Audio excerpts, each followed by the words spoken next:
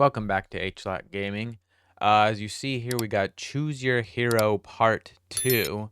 If you remember when I broke down Part 1, I was kind of thinking maybe those were champs you'd win from specific stages in the tower for the alpha.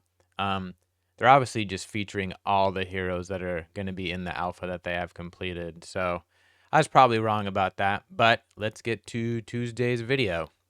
Well, we'll finish this and then we'll get to Tuesday's video.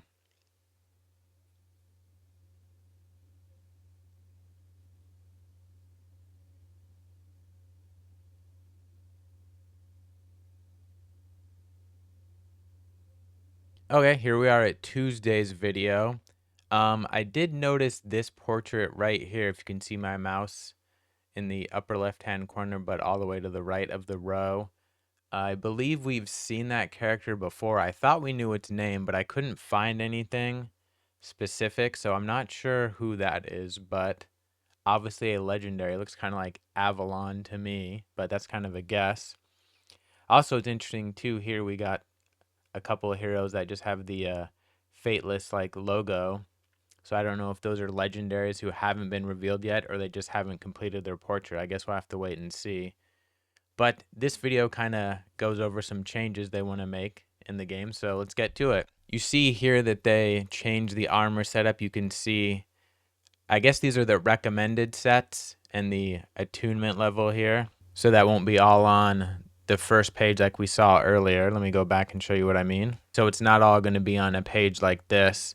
So it'll be cleaned up a bit. Here's the example for that Simon shows. All right, in this section we see the updated maps. He said they're going to add, some little kind of VFX to it so it gives it a bit more pop. I was thinking these kind of almost remind me of the Civilization games in a way. So we'll have to wait and see what they look like with the VFX, but very cool to see they're updating that. Not that the old ones were bad, but any improvement is always welcomed, It gives the game a better chance for success, and everyone watching will have much more fun playing it because the game will last longer. So got to look at it in that way, even if it's, you're not going to be paying a huge amount of attention to the background of the maps, but it will stand out if it's bad. So it's good that they're doing this. Okay, I wanted to bring up this section because we've never had confirmation on sort of the coloring. You got this almost light blue, weak hit, normal hit's white, critical is yellow, and then strong hit and strong critical are both orange, and effect damage is going to be red. So I suppose you'll see two numbers if you had a critical hit and effect damage. That makes sense. And then here we've seen these before, the stun, the poison, and the immortal. I assume the heal we can't see behind Simon's head is going to be green. But yeah, I really just wanted to focus on now we know the type of hits. So when we see videos where they show stuff in the future, we're going to know what kind of hit it is. So we'll get kind of better ideas on numbers, but they can always tweak things in the future. So don't assume that, this character is hitting super hard now in alpha. It'll be the same once the game is actually launched because maybe someone's built as a support and they're hitting way too hard and they want them to just, do normal hits or criticals. So they have to kind of dial it back. Okay, I just wanted to show this part where he zoomed in on the ultimate meter. Now you see I guess we can call it affinity or element. I forget what they call it, but they don't have the symbol there. They just have the color, but that's fine. I think this looks very clean and nice. And I wanted to show, this sort of, it wouldn't be engraving because it's sticking out. So would that be embossing? It's almost like a casting, but very cool. Here it's a bit harder to see, but you can see the affinity there in all of them. And then the ultimate is always going to be blue. Okay, here you can see that when you choose the ultimate now, it's one of these other characters' turn, but you want to use Odin's ultimate. When you click on it, it's going to turn purple, whereas in the past, it was still blue, but it was just kind of like highlighted. So you get a much clearer picture of who's selected so you don't accidentally use the wrong one or use it when you don't intend. I think this is a good change. It'll let people who aren't familiar with this type of game know, okay, you're on this person now. Vets obviously don't need it, but you want to appeal to everyone, so good change. And then real quick, I just wanted to show this is some preliminary stuff they have for Pantheons, which is clans or alliances. There's obviously tasks so we can get some rewards as a group. I didn't notice this before, that there's a shop right there. There's going to be a clan shop. Very cool. Okay. I assume, though, then that's related to the task. That makes sense. Here you see the member page, standard stuff removed last time they logged in. Join, that's kind of cool. That's new. Activity. Huh. Activity.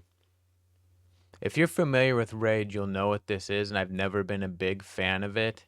Not that it sucks, it's just kind of the way Raid did it was stupid, I think. So hopefully the way Fatless does it, the activity actually matters more and really helps the Pantheon build instead of just some random task you have to do to get these stars, because it's more about you getting stronger than your group getting stronger in Raid for the activity.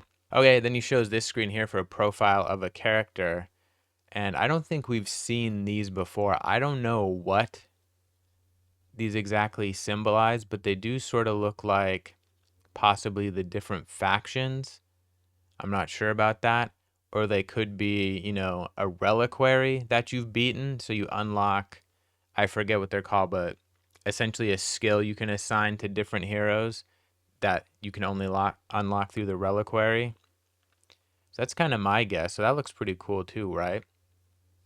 Okay, let's get to Thursday's podcast. I did want to point out one more thing before we get to Thursday's podcast. As you can see, this is called Massive Upgrades Getting Ready for the Alpha. And if you notice, there's been a massive upgrade on Simon's hair. Not that it looked bad before, but this is CEO hair. Before it was, worker hair. I'll show you real quick. Hold on. So see, this is last week's video, right? That's normal hair. It looks fine. But I mean, they're just glossing over one of the biggest upgrades of the whole video, Simon's haircut, man. Dude's looking fantastic. All right, now to Thursday's podcast. All right, in this week's video, we got Marcelo in the black sweatshirt and Alejandro in the red t-shirt. He's actually an intern. This podcast was actually pretty interesting because a lot of the time it seems like they come in with a pretty set agenda as far as questions they want to ask. And this one, it seemed like Simon was more off the cuff.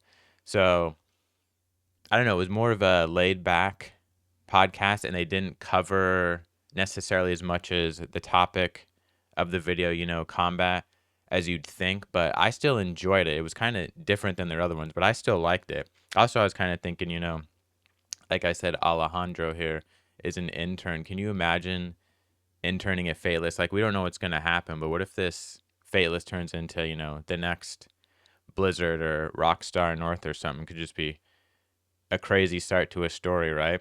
That's actually one of the things they start with. They ask Alejandro, how is it working as an intern remote? And he does say it was kind of weird to get used to. You're not going in and seeing everyone in person. So for him to start off his career essentially not in person where people can show him stuff directly, he said there was a bit of a learning curve, but he figured it out. Then the next topic they kind of touch on, I wish they would have actually talked about this more, was sort of the ultimate initiative / speed kind of setup. Brad's the one who talks about it. I forget exactly what Simon asks him about their systems, but it's related to that. And he talks about, they're really still trying to find the balance and all that, because it's almost like two speed systems. You don't want ultimates going too often, and then you just have your normal speed that affects the basic and core skills. So very interesting there. We'll have to see how it all plays out. I have seen other games sort of try and implement stuff similar. There was this game called God's Raid that I played for about a month, and you essentially equip a god, and they have their own power and buffs and stuff. And it's not exactly like the ultimates, but it's a little bit, and they kind of fill up on their own bar. It was an okay game, so it'll be interesting to see sort of how that system compares to Fatless's. Obviously, theirs is different, and I think it is implemented better, but we'll have to wait and see how it kind of shakes out. That'll probably be one of the biggest sticking points they're going to have, really getting that right, but I think they can do it.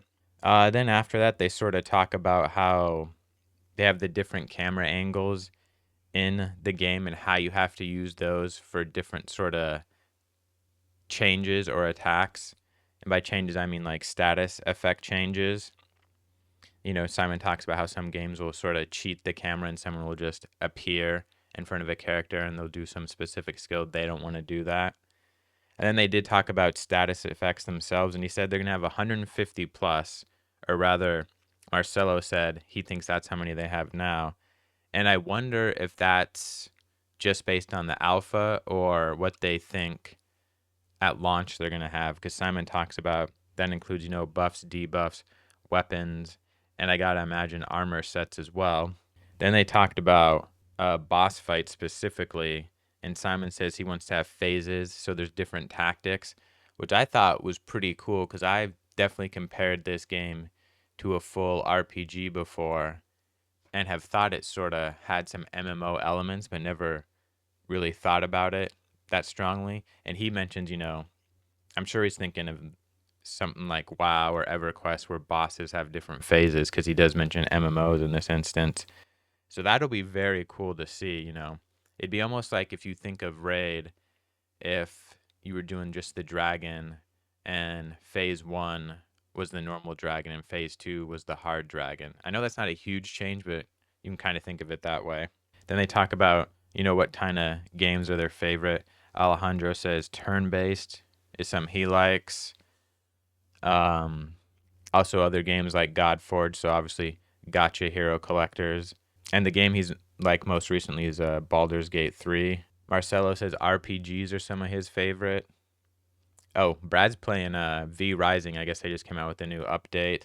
But Brad seems like he'll play anything because he mentioned RPG, survival games, mentioned several RTS games. But yeah, no surprise there, right? A long-time content creator is open to trying a lot of things. And if you're familiar with Brad, you've seen him cover a bunch of stuff throughout the years.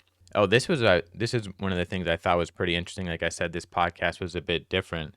So they were talking with Alejandro sort of about school and stuff, and then Simon actually talks about, it sounds like him and a few people from Fatless went to his university, which I believe is in Spain, or he's from Spain. I don't know if that's where his university is, and did interviews of a bunch of people to find an intern. And Alejandro said he did about 20 in that day.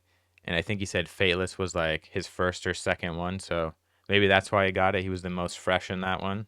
So that's sort of how he got his start in gaming. And then they asked Marcelo how he got his start. And he started on a project in school. And it sounds like they were using the Xbox Connect, that camera thing, and some gloves to like interpret sign language to actually make words. And then from there, he went on to another sort of project where they use that similar setup to actually do something in game, is what it sounded like. And then from there, he's done a bunch of stuff. Sound like he's done some VR stuff, some other mobile games, some other indie stuff. So yeah, he has a lot of experience, it sounds like. Then they asked the question to both of them, Unity versus Unreal. And they both essentially said the same thing, that some things are better for one and some things are better for the other. Then they sort of asked him, what are your ultimate goals in the gaming industry? And Alejandro says, he'd like to work for Naughty Dog someday. And Marcelo says he'd like to make a RPG sort of a la Witcher 3 style. Then they asked him, what do you want to add to the game like they always do? Alejandro says something sort of like Kratos, the god of war. And I imagine we will see gods of war in this. So he'll sort of get his wish. And then Marcelo says, large monsters, krakens. And then after that, Brad says something that I'm actually going to play here because it ties into something I've been saying for a long time. With, by the way, is we want people to be Yeah. able to summon like dragons and stuff, but then you get like the wings spreading across the whole map. Yeah. So the important part there again is summon dragons. And I've been saying for a long time, dragons are going to be a huge part of this story. Like I always say, in their mythology themselves, they're either immune to magic or resistant. And obviously gods aren't always, magic, but in a way they are. So I feel like they're going to kind of use that mythology to say dragons are more resistant to god powers themselves, and they can actually be used to either attack or subdue the gods.